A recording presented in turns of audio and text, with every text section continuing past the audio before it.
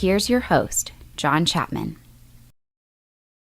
What is going on, faithful? Welcome to another episode of the 49ers Rush podcast. I'm your host, as always, John Chapman.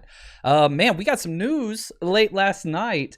The trade for Matthew Stafford finally went down. Now, unfortunately, it wasn't what everybody was hoping for the 49ers. The rumors had been out there, pushed, by big-time reporters, by some fellow 49ers podcasters. The news was there that the 49ers were the leading contenders for Jared Goff. Nobody wants Jared Goff. For Matt Stafford. It didn't turn out to be that case. And we're going to go through the trade.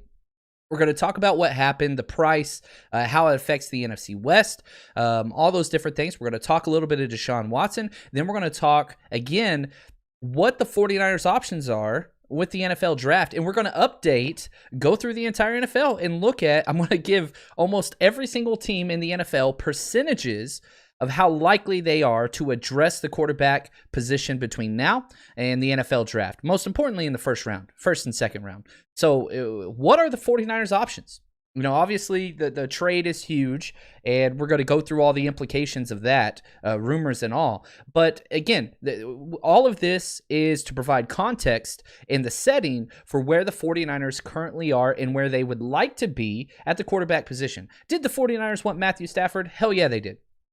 Did also 8 or 9 other teams want Matthew Stafford? Yes, they did. Chris Burke of The Athletic, who does hell of work, he's basically one of the best beat writers for the Detroit Lions. He came out this morning and said, look, the Lions had 7 to 8 teams offer at least a first-round pick was on the table in each of those 7 to 8 team trades that were going back and forth. And so, again, we'll get to the 49ers, but let's talk about what the hell the Rams did, because they are so freaking crazy, man. They are the meth addicts of the NFL in the front office. They just don't care. They're going to spend everything. So the terms of the deal are this. The Lions get a 2021 third, a 2022 first, and a 2023 first. So 2 firsts and a third rounder and Jared Goff. So that's what the Lions are getting. The Rams got Stafford, obviously. But this is a weird deal. Rumors came out that the 49ers were, one of the leading contenders for this, but they weren't even offering the number 12 pick this year. Again, staying with the future picks. Well, the Lions they get a quarterback, Jared Goff. The coach has come out and said Jared Goff is going to be part of the plans for the 2021, Lions team, whatever. Man, the Rams. They spent big. This is also interesting of note. The very first trade in NFL history that had 2 number 1 overall picks involved in the trade. That's never happened before. The 49ers were close with the O.J. Simpson trade, which a lot of people don't want to remember. But eventually, O.J. was the first overall pick, and we traded a pick that would eventually become the number 1 overall pick. But again, 2 number 1 overall picks being swapped is the first time ever. And now if you look at the Rams and what they have and what they have had, they're weird. Guess who the Rams' last first-round pick was? I'm going to give you guys a second. You want to throw it up in there. Who was the Rams' last first-round pick? Because it gets, it's pretty funny.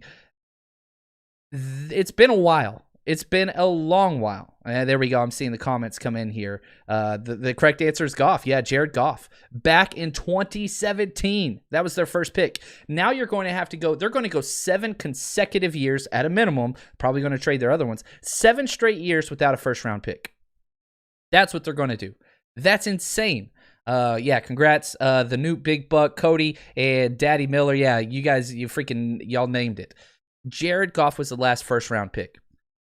They're going to, here's what's great. So now, with what's scheduled with the Rams, their first round pick that they can use, their next one that's on their books, it's 2024. That means that whoever they draft that year is a senior in high school right now. That's the next person that they're going to be able to draft. I mean, good Lord, these guys, they don't even take part in the draft. You look at what they were already one of the lowest draft capital teams in the NFL. Now, if you look at the 2021 draft, they have a second rounder, which is number 57. The first pick is number 57. A sixth rounder and a seventh. That's it. A second, sixth, seventh. That's all their picks this year. Next year doesn't look much better. They don't have a lot there either. These guys, they play by their own rules. They don't care about the cap. They don't care about the draft. It's just not important to them. You look at, what it means for the cap, they're screwed. Now, the one good thing that you can say about the Rams is they got rid of that god-awful Jared Goff contract, but not all of it. So let's look at the cap details, okay? There's been a lot reported on here, but this is from, Tom Pelissero, who I think does as good a job as anybody in the NFL. He doesn't get mentioned with, Adam Schefter and Rappaport and those guys, but I think that he is just as good, if not better than those guys, just not as well known. Anyway, so this is from Tom Pelissero.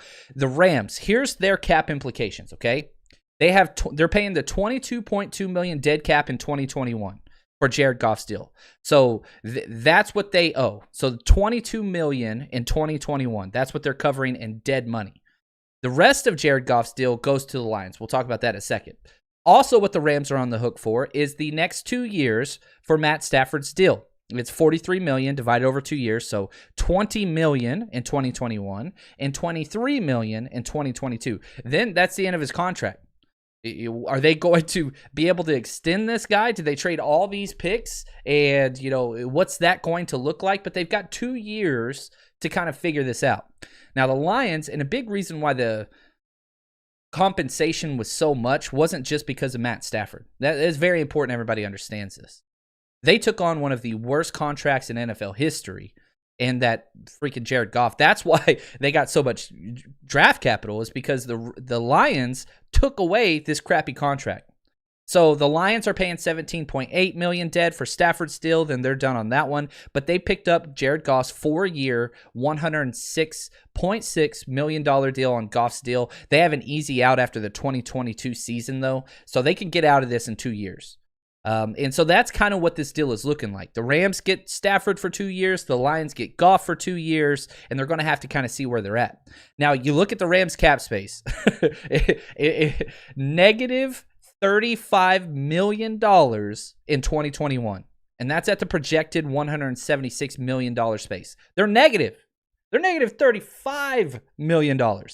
They're going to have to keep, and the problem is this, and all the people that talk about, salary cap's myth, whatever else. No. This is the philosophy of the Rams and Les Snead and Sean McVay. Kick the can down the road, get the most top-end talent that you can, and then just fill the rest of the roster with Jags. Just a guy, right? That's what Jag means, just a guy. So you just, whatever. And if you look at all the people that they have had to lose, and you look at their roster, it's a bunch of no-name guys. Yeah, they have some talent. I'm not trying to say they're not. They made it to the playoffs, divisional round. They're a good team. I understand that. But it is so top-heavy. So top-heavy. Negative $35 million, which means they're going to get even more top-heavy going into the future. They're going to have to rework a lot of deals. And the reason why they're negative 35 now is because they reworked the deals 3 years ago. Then they reworked them 2 years, and they just keep pushing it back. The way that this franchise is going, they're basically saying, we have to win a Super Bowl in the next 5 years. And then after that, it's going to be, I don't think McVay's going to be there. I don't think Les Snead's going to be there. I just don't think that's going to be. This is non-sustainable. They have to win now. Now, again, in the NFL, it's hard to get to the Super Bowl, let alone win it. If they win a Super Bowl, does that justify this? Hell yes, it does. You got to respect somebody that pushes all their chips in all the time. And especially whenever you look at the 49ers, and they're kind of the antithesis. They're in the same division, two completely different ideals on what they're trying to do. John Lynch has been, he said, when asked the question, do you feel like you have to sacrifice things to win now? Or do you want to have sustained success? And he said, I think we could do both. You want to win now, but not if it means sacrificing long term. So I'm kind of glad we don't have the meth addict strategy front office for the 49ers. I'm totally cool with that.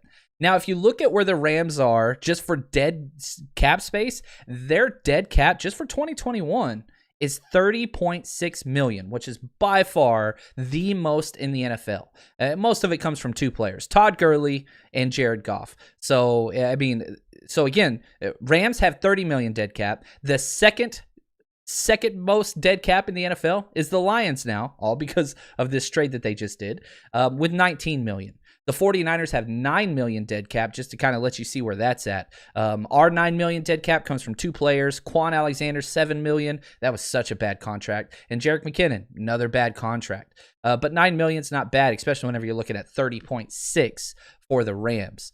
Now, let's talk about this, and let's shift the focus now. We've got the details of the trade out there. Let's talk about why the 49ers didn't do this. One, I don't think anybody in here, maybe there are some, just based off of Twitter and whatever else. Would you have preferred the 49ers give up 2 first-round picks for Matt Stafford? Hell no, I don't. No, that's too much. Do I like Stafford? Is Stafford better than Jimmy Garoppolo? Yes. I don't think that that's even up for discussion.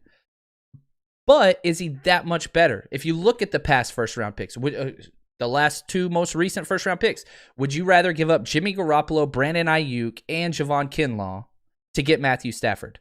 The answer is a resounding no. It doesn't even make sense. Is Stafford better? Yes. Is he worth 2 first round and a third? Like, again, it's you're giving up. You got to include that too. 2 first and a third and your quarterback. That's a lot. You look at the 3rd round pick we had this year. We got Trent Williams, who was an All-Pro.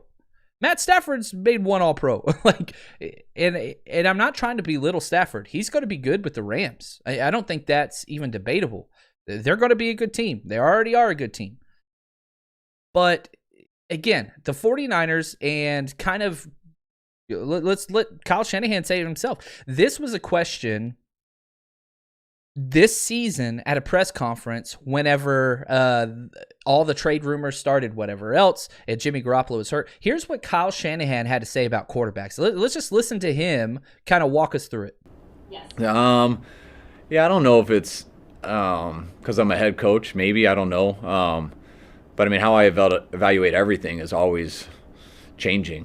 Things change, people change. You start to see you can win football games with any type of quarterback as long as they are good enough, and you can be good enough in hundreds of different ways. So, I evaluate quarterbacks in terms of trying to find people who can have a chance to be one of those elite type guys, and there's lots of different ways to do it. You can see now there's plenty of different ways. So I don't think that'll ever change. I don't think you have one certain thing you're looking for. You're just trying to find a guy who is better than about 98% of the people on this planet or in this country. And when you find that, you get him and you adjust to him.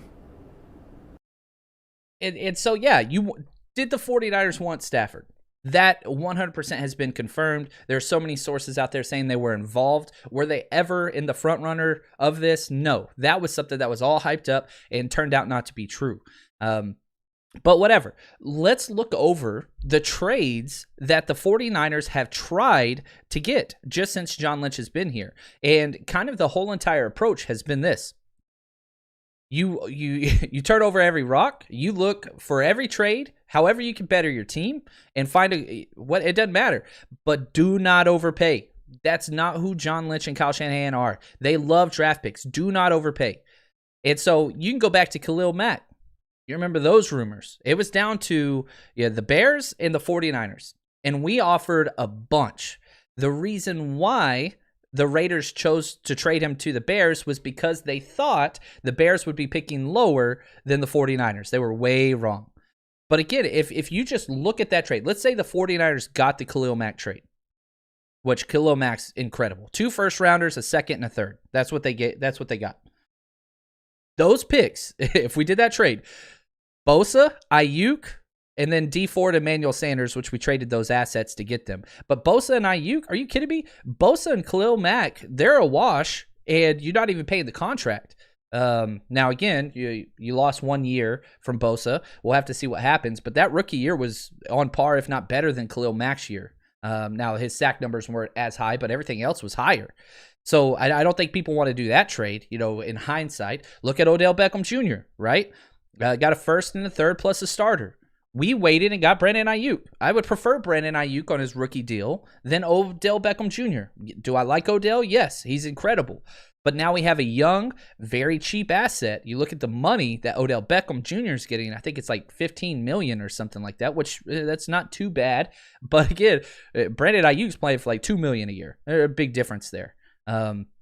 Jamal Adams, 2 firsts in the 3rd round and a starter. We're not overpaying. That's not who the 49ers are. So as you look forward, you have to understand that. Jimmy Garoppolo, is he a top 10 quarterback? You can go back to the last episode before this trade happened. We went through the NFL list of starters and, tried to place him where he is. It's rough. It's a rough one. It really, really is, because you want to get better at quarterback. I think the 49ers still have some options at that. But Jimmy Garoppolo is...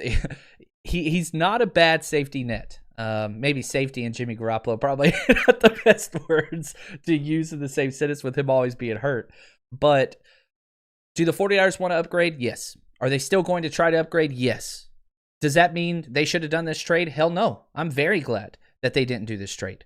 I don't want to. And again, if I polled, I put a poll up, would you want to do this trade? It was like 92% said no.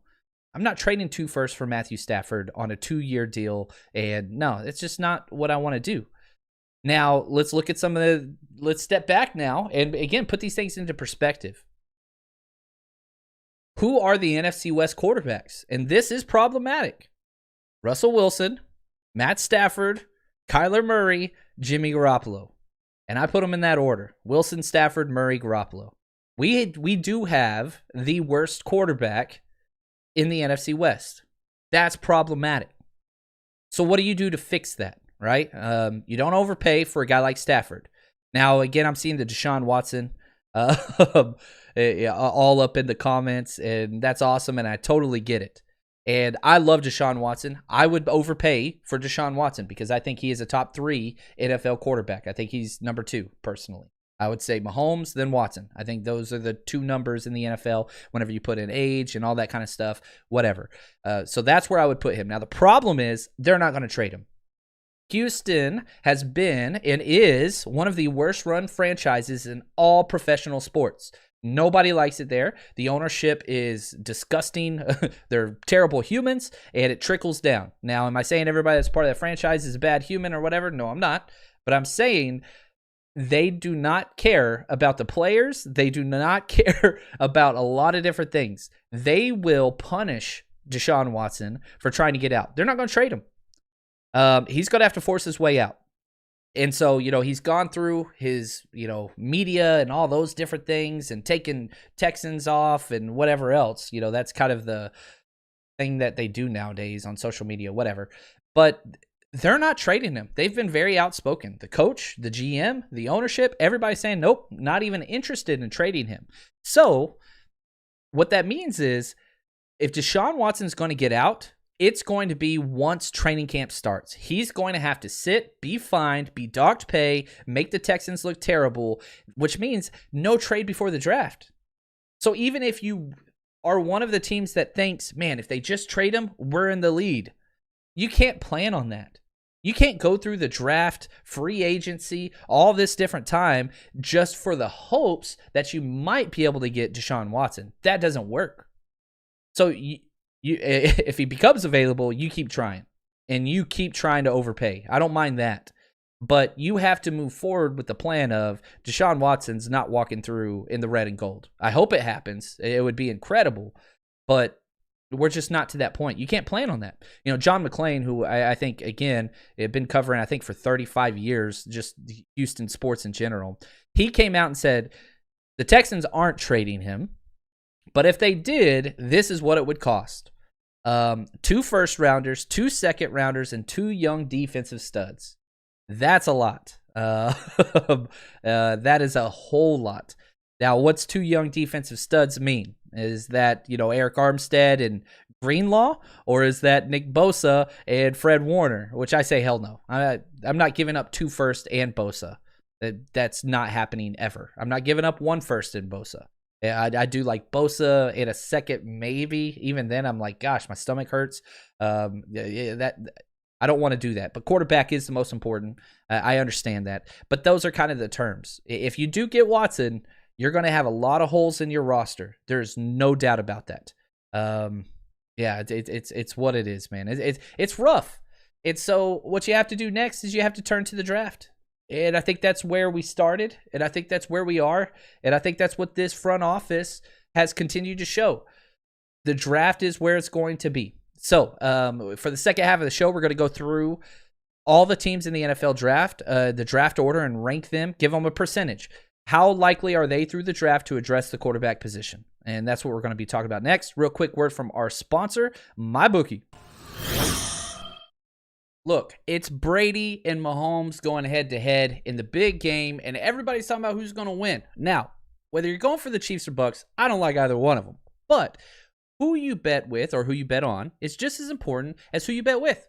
And that's why I always tell my friends to go to MyBookie. Now, at mybookie.ag, they have all the props for the big game. You always hear about these Super Bowl props. What are they? But you could bet on the color of Gatorade. You could bet on how long the national anthem is. You could bet on if a scoring drive is shorter than the national anthem and vice versa. They have everything, including all the prop bets for the game itself, things like MVP, first touchdown score, and more. They got everything. So the best news about this is you could bet from the comfort of your home, on your phone, anytime that you want to bet. So head over to mybookie.ag. They've got squares on the game. They have everything. So whatever it is that you usually do for your kind of Super Bowl party or whatever, it's a weird time. It's a weird time of year with COVID and all those things. You can do all that with mybookie.ag. So don't miss out on the last game of the year. Sign up at mybookie.ag today. Use promo code 49ers, 49ERS, to have your deposit matched halfway all the way up to $1,000. That's free cash bonus just for making your deposit. Use promo code 49ERS at mybookie.ag. Bet, win, and get paid only at MyBookie. All right, so you look at, let's go through the draft. All right, this is the current draft order. Obviously, it's going to change. And now, again, for those people that are really upset with John Lynch for not, going out and gambling and doing all the crazy stuff, he does in the draft. That dude moves around as much, if not more, than any other, franchise out there, especially in the first round.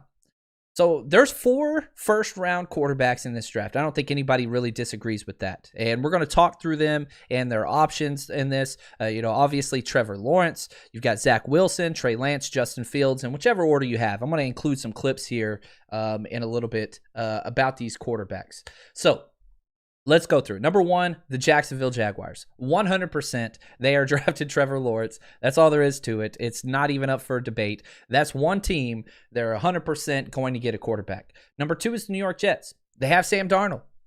I like Sam Darnold, man. I really, really do. If worst case scenario, if the Jets do go quarterback, which I have them at a 75% chance they're going quarterback. They have Robert Saleh. They have Mike McDaniel there. I'm sorry. They have not Mike McDaniel. He's still with us. They have LaFleur there. I think new coaches usually mean new quarterbacks, but Sam Darnold is different. Even if they keep Sam Darnold, I do think that they will address the quarterback position later in the draft or through free agency, bring in somebody like Ryan Fitzpatrick, something along those lines. They're doing something to the quarterback position. Now, the Jets, they have a lot of options because they are a new franchise, new coach, all that kind of stuff. They could trade out of that 2 spot and get a king's ransom for whoever wants to jump up. Now, again, if the Jets sit there and take a quarterback, that means Sam Darnold's on the market. I would love to go get him. He's going to cost a second-round pick. That's just what it is. A late second, but a second-round pick. 49ers have, a mid-second, but you could offer that second and get Sam Darnold and like a 4th-rounder back is probably what that would cost. So let's say you miss out on all of the quarterbacks. The 49ers don't get the opportunity to trade up. They're sitting there at number 12. All the QBs are gone.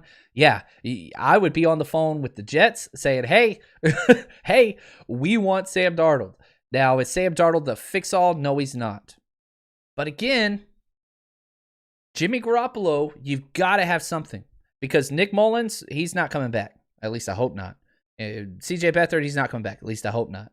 So right now you're looking at the only quarterbacks on the roster: Jimmy Garoppolo, Josh Rosen, which I don't mind as like a competing for the number 3 spot, and then Josh Johnson. Again, same thing. They're bodies. Hopefully Rosen pans out into a decent backup, but you don't plan for that. Let him compete for the number 3 quarterback and see what happens. But we're not even there yet. Now, who's going to go at that number 2 spot? I think it's going to be Zach Wilson. So we're going to keep going through the draft. But before we do that, I want to just throw in, this is another clip of Patreon video breakdowns. Again, over 250 plus hours of film breakdowns. This is the quarterback for BYU, Zach Wilson, who I think he's my number 2 QB. Here we go. Little pistol formation. What's up, BYU? That. I like that they have him turn his back to the defense. Oh, a little short, but still a good ball. A lot of players, this is one of the toughest things, to take your eyes off the defense and then get your head around. Very nice here. And man, you just see the ball. It's pretty whenever he can put some air under it. This is him at his best. This is what he does better than most. He's not a, line drive thrower, whatever, but I mean, that ball went. See here, it landed at about the 7-yard line. Let's see where he released it at. Okay, so he's throwing that right at about the 48. And you can kind of see here, you love the hips. Footwork's not great, but the chest and the arm, everything, that looks pretty good there. He's letting go at the 48, so ball's going to land at the 7. 45 yards in the air, not bad. Little behind, but still, that's a good pass. Ooh, let's see it from this angle. Yeah, that looks pretty good. His base is a little too wide, but he is stepping into a deep throw there. Yeah, you could see, man, you could just see the 3/4 arm motion. Some people, it's going to bother. That's not ideal there. But you love the shoulders. You love how he's opening his chest to his target. His hips open. He's transferring weight to the front foot. His throwing platform was a little off there, but nothing to complain about. Yeah, man, he's good. Zach Wilson, if you want him, you got to go to number 2 or 3. And if you're going to wait for number 3, you might not get him. He's going in the top 3. It's just going to happen. Now, you look at who's picking number 3, you're talking the Miami Dolphins. Man, I've got them at a 25% chance of taking a quarterback. They have Tua. He went 6-3 as a starter, showed some flashes. They've got a solid team. But is there anybody that they're just in love with that can fall at this spot? I don't think so. I think this is the spot, number 3. That is the trade. I don't know what the odds are, but whatever the odds come out, this is going to be the first trade of the draft. I just believe that to be the case. I think this is where a team jumps up, whether that's the 49ers or other teams. I've got them at a 25% chance at taking a quarterback. Number 4, Atlanta Falcons, they're at a 50% chance. They've got new coaches. They've got all that kind of stuff set in place. Matt Ryan, how long is he going to be around? They've got that deal. Is it time to draft a quarterback and let him learn behind Matt Ryan? I mean, it's a coin flip there. But then after that, you get 2 teams that don't have quarterback needs. Number 5, Cincinnati, that's 0% chance. Joe Burrow's their guy. He's not going to be back at the start of the year, but he's going to be their guy moving forward. Number 6, Philadelphia. Again, they've got 2 quarterbacks. Carson Wentz or Hurts, new coaching staff. I get it. I don't think drafting a quarterback is even in the realm of possibility there. There's just no room. And then you get to the Lions. Number 7, they were 100% drafted quarterback. Now, I'm saying maybe 75%. I still think that they are going to address quarterback. This is the perfect spot for Trey Lance to go, where you draft him and he sits behind Jared Goff. And then whenever they realize Jared Goff is really bad, then they'll move on. But again, Trey Lance, he's my number 3 quarterback. I love this kid. I think that he is great. I think this is the farthest he can fall, is number 7. With the Lions. Now, what does Trey Lance bring to the table? Let's go to the film. Here's Trey Lance, quarterback, North Dakota State. And a lot of people keep saying, like, he's not NFL ready. I'm not sure I really attest to that. I get the level of competition. He didn't play this year because the season was canceled for his division. That's whatever. He's got 1 year started, but he is so much more pro polished in a lot of areas than all the other quarterbacks not named Trevor Lawrence. So let's go to the film and let's see what we got with him. This is Trey Lance.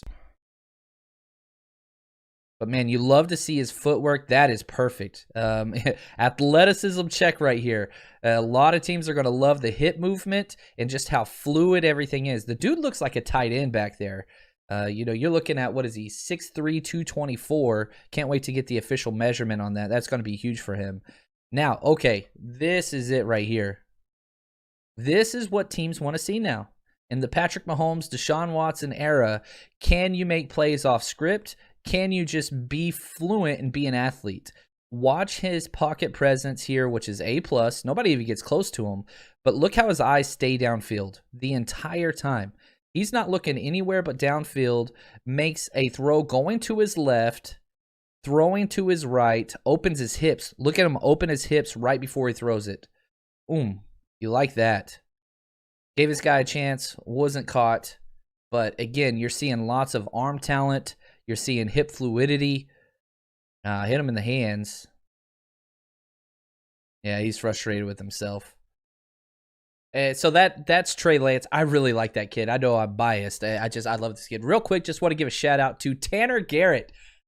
He just put this in the comments. This is my last podcast before Marine Corps boot camp in San Diego. Headed there right now. Wish me luck, faithful. Tanner, you are incredible, man. Really appreciate your service. And man, enjoy it. San Diego's beautiful, but I know boot camp's going to be hell. So best of luck to you, and thank you for your service, brother. Now, Trey Lance, I like this kid a lot.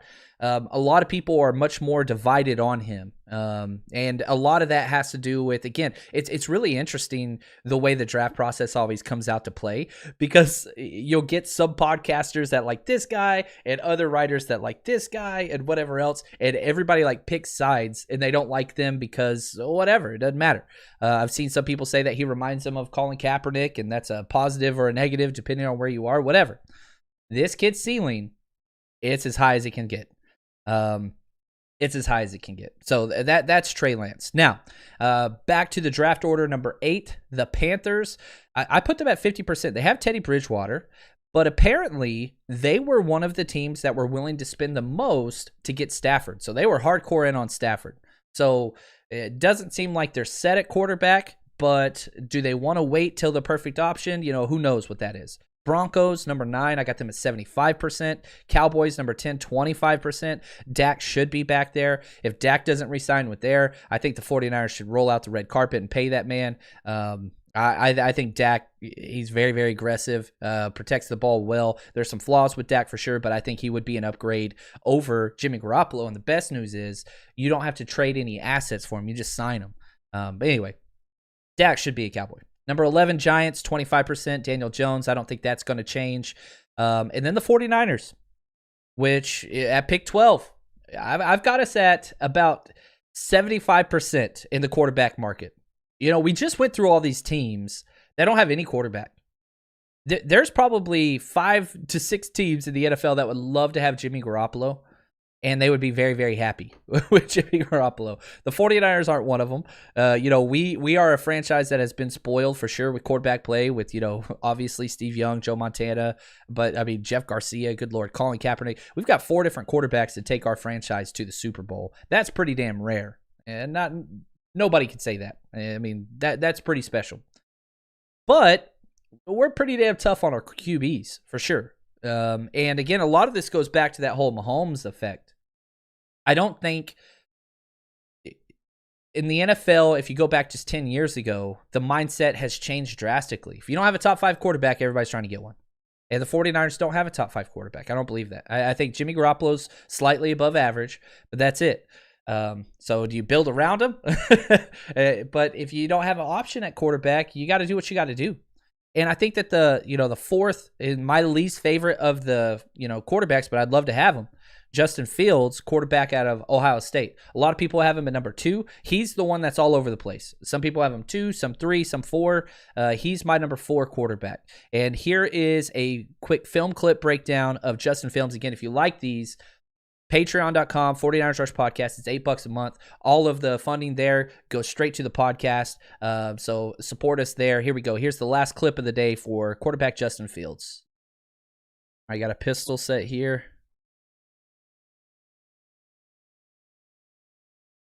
Like the play action. Ooh. Dang, that was good. That was really good. So it looks like he's like thinking about running, right? You can see him tuck the ball here. Pulls up, throws it fading back. Man, look at he's got the arm to do this. It's not an elite arm, but again, we've seen this already. Open up the hip, the left hip and shoulder is what you're looking for. And again, this is all here. This is all core. This is all arm.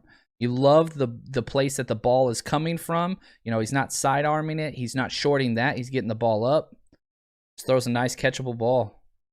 He is so great at throwing to a location, leading the wide receiver, just putting it where his guy can get it. So good at that. Ball placement is elite. Yeah, so that's Justin Fields. So many positive traits. And again, if he falls to number 12 or the 49ers jump up and get him, I'd be very, very happy. Just because he's my number 4. I have him and Trey Lance very, very close to each other. But I talk so much more about Trey Lance because I think he's much more of a realistic option, because I think Justin Fields is going to go earlier. But anyway, now, so that's the top 12 teams in the NFL draft order and their quarterback needs. So now I'm just going to skip through, and teams I see close to 100% will draft a quarterback or are looking to draft a quarterback. Obviously, there's not enough to go around. The problem is scarcity exists.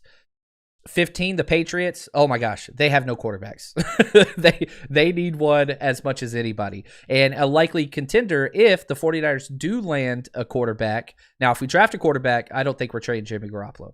But if we do get a free agent, I don't know, fill in the blank, a trade out of the wazoo, I think the Patriots would be the landing spot for Jimmy Garoppolo. Washington football team, 100%. Even if Alex Smith comes back, which I don't think he will, they have to get a young quarterback in the works there. Bears, Mitchell Trubisky, are you kidding me? Colts, they don't have a quarterback on their roster. Phillip Rivers and their backup quarterbacks, Brissett, neither one of them are signed currently, and they're a contender.